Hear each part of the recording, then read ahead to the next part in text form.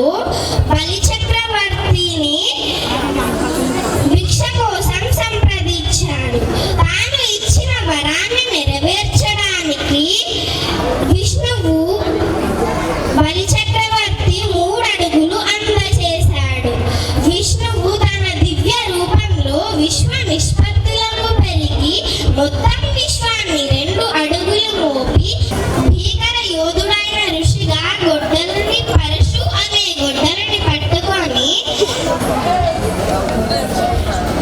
యుద్ధం చేస్తాడు.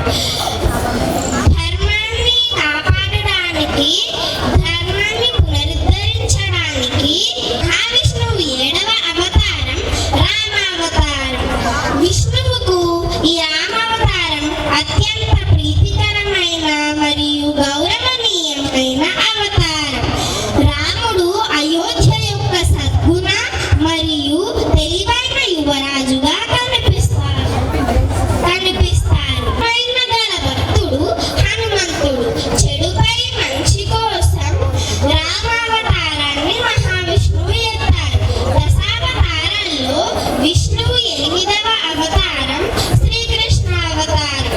బృందావనం యొక్క పశువుల కాపరిగా, ఉల్లాసభరితమైన మనోహరమైన ఆవుల కాపరిగా,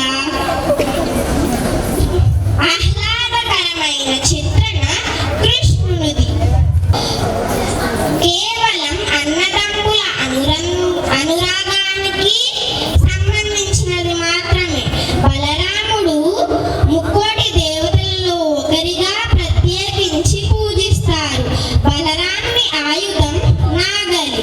10వ అవతారం కల్కి అవతారం. కల్కి అవతారంలో విష్ణువు కల్కిగా